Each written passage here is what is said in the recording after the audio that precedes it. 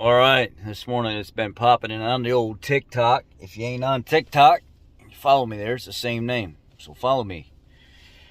Anyhow, a lot of people had some questions. There was a comment left that said something about Fords blowing up all the time, blah, blah, blah, blah, blah. You know, your boy here had to respond to it, and I said, I don't understand what you're talking about here. His argument was, since all these GMs, he responded to a question. Well, did I not say good morning? What the? Good morning to y'all. Why didn't I start that with good morning?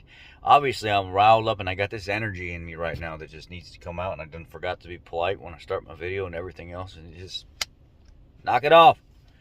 Anyway, good morning. Hope you have a great day. Hope you slept well. Now, the video that was made was a GM technician.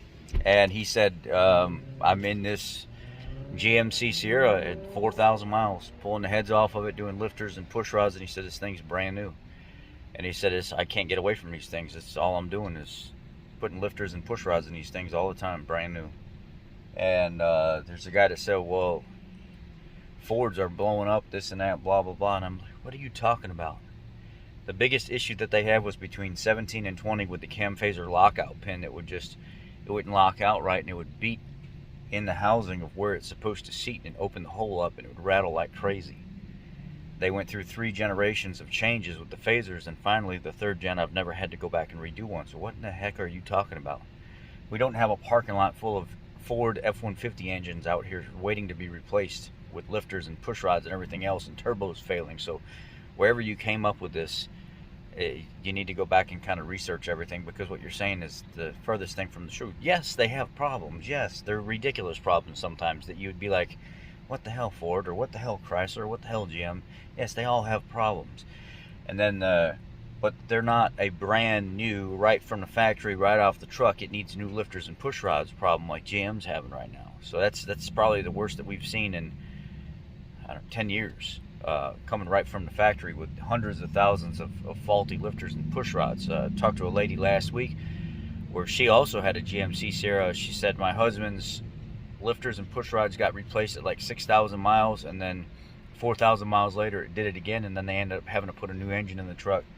So now he's driving around with a new engine, and it's, you know, GM's owned up to it. They're trying to fix it, and then, you know, and fanboy by his fashion, here comes the, well, buy a Nissan or Toyota, you'd be better off. Why? So you can have the new turbos failing on the new Tundra, the twin turbo V6. You have coolant leaks and oil leaks at the turbos, and turbos failing on them and having to pull the cab off for everything, or oil consumption issues, or fluid leaking at the front torque converters, or front differentials having issues. I guess we forgot about all that, right? Or maybe Nissan with their CVT problems, and NV3500s with that 5.6 and all the blow-by and stuff, where technicians are having to do short blocks in those 5.6 V8s all the dang time. I guess we forgot about all that, right?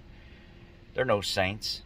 The clicking noises coming from the CV axles, just like the Explorers, and they back up and they ting and pop and stuff.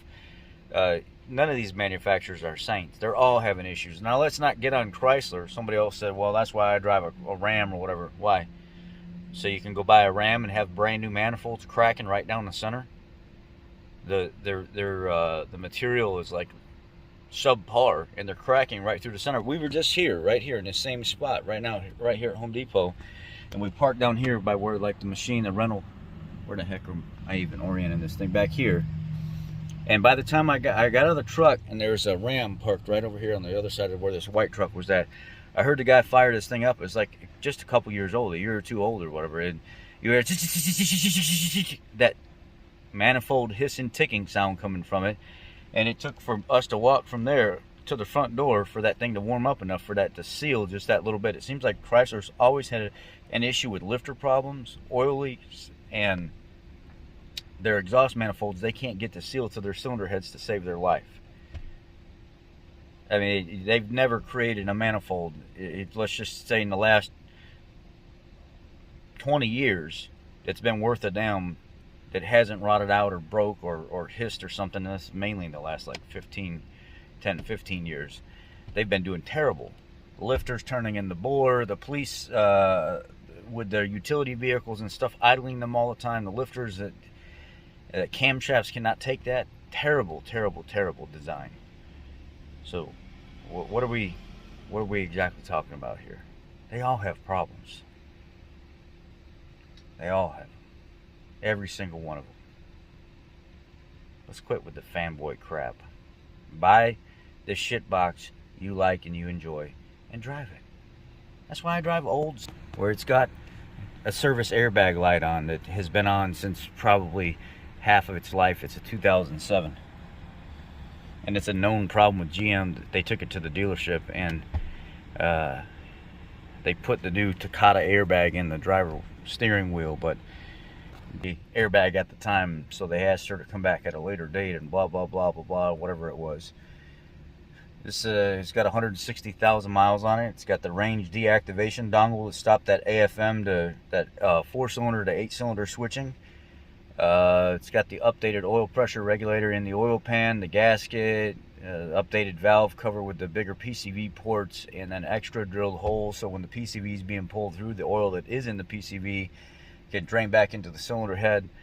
And I over-maintain it, or we maintain it all the time. That's enough. I mean, this is, we buy older vehicles, town cars, Grand Marquis, old Dodge Rams with the Magnum engines in it. I would prefer to have a previous to 07 GM product, because 07 is when they started that active fuel management stuff that's just a disaster. This started to get a little bit of a tick before I did all this, and now that tick's gone.